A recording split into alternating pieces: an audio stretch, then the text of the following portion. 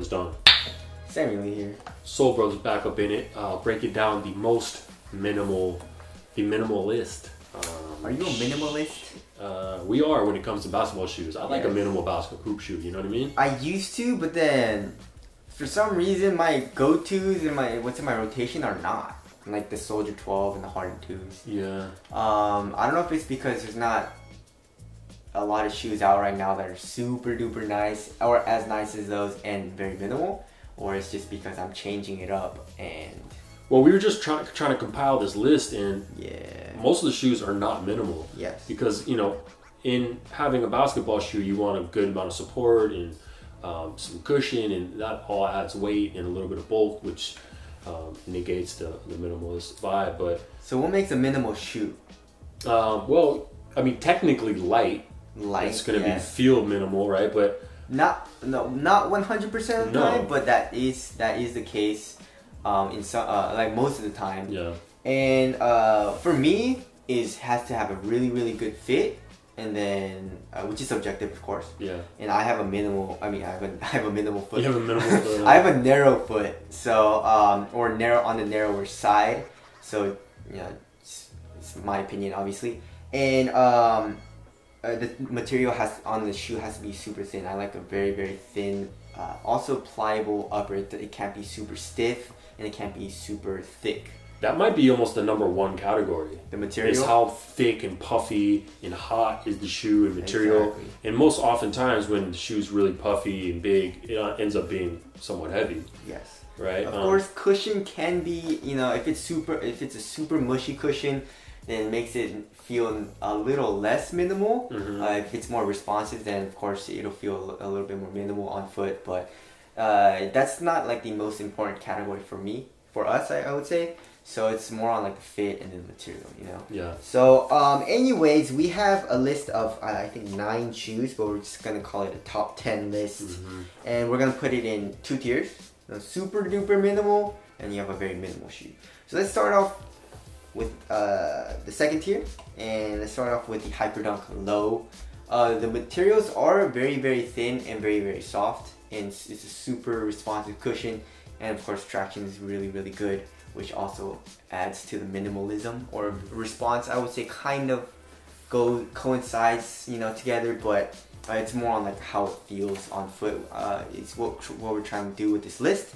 So also, I just realized it being a low helps a lot with it feeling minimal. Yes. Most of these shoes are probably going to end up being lows. I think almost all of them. Exactly. All right, moving on to the next one is the PG2. Of course, the materials aren't super thin on this, but it is on the thinner side, but it's just such a good fit for my foot and your foot. Yeah. It just feels very minimal, and yeah, it feels great on foot. Yeah, it's pretty light. The fact that it's a low obviously helps. So yes. Not a bad shoe as far as minimalism. The next shoe is the Nike Infuriate 2 Low, which is I think like 90 bucks, $100 or something like that. Very cheap. Super duper thin materials. It feels a little cheap, but you know, I mean, the cushion is very responsive, and the fit is actually was a little too tight for me. I was super narrow on that, but very light and minimal feeling shoe there. Moving on to the next one is the Heat Seeker. You know, yeah, from Under Armour. It looks dope, but anyways, it's 115 bucks. It's a knit material. It's a little puffy. It's on the puffier side, but then the fit is so good. It just stretches over your foot that it makes it feel super minimal and very light. It's also a very light shoe also. And then moving on to the next one is the Dame 4. I kind of want to put it in the first tier. I don't know. Where do you think it? Well, I mean, as far as minimalism, it's in the first tier. Yeah. It's just not one of the best performers in the list. Yeah. So I feel kind of bad putting in tier 1. But as far as a minimal feel, it's crazy minimal. Yes. Super responsive. One booty upper. It's light. It just, the traction doesn't bite like crazy. So that's a bummer. Exactly. All right. So moving on to the first tier is the Curry 5. Curry 5, super minimal.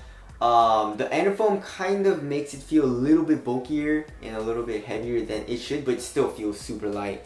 So, are you excited to play yours? Yeah, I got mine coming in, the white and gray colorway. What is that colorway called? I don't remember. Home something, right? But yeah, so that feels super minimal. Moving on to the next one is the Curry 4, and I'm talking about the Curry 4 Low. The Curry 4 High, of course, is super minimal too. I mean, that material is paper thin, and you have that knit also, which is super thin also, and the fit is really good, but the Curry 4 Low is just on a different level. That might be, you know, there's one or two shoes that are at the top of this list. Yes. And that's one of them. Yes, that's one of them. And then the next one obviously is the Kobe 360. Yeah. But then, you know, the cushion just feels so nice too. Yeah. It doesn't feel like, I don't know, it's kind of hard to describe, but it doesn't feel like, it feels minimal, but it doesn't. Because the cushion. Yeah, it's kind of weird. Yeah, it feels minimal, but it doesn't. Sometimes it's so easy to do a minimal shoe. Just put a really thin, cheap upper and like super responsive cushion, and some budget models do that fairly easy for an easy price. But there's kind of a lot going on the shoe. But it's stupid light, stupid minimal. I mean, the craziest, most minimal upper in the history of basketball shoes. Yes. So. And then last but not least is the Mamba Rage, or you can get the Instincts also, but it is a little older. But it's the same shoe. We did the Versus, but yeah, so very thin upper, super light also. The lightest shoe on the list. One of the lightest, yes. I mean, it is the lightest, I lightest think. on this list. Yeah.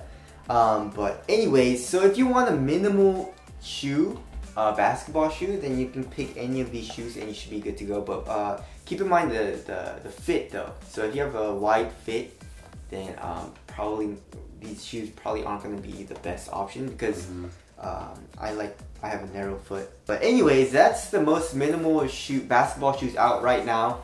So if you guys want to cop any of these shoes, the link will be in the description box below, that like button. So that's it. Thank you guys for watching. We'll see you guys next one. Later.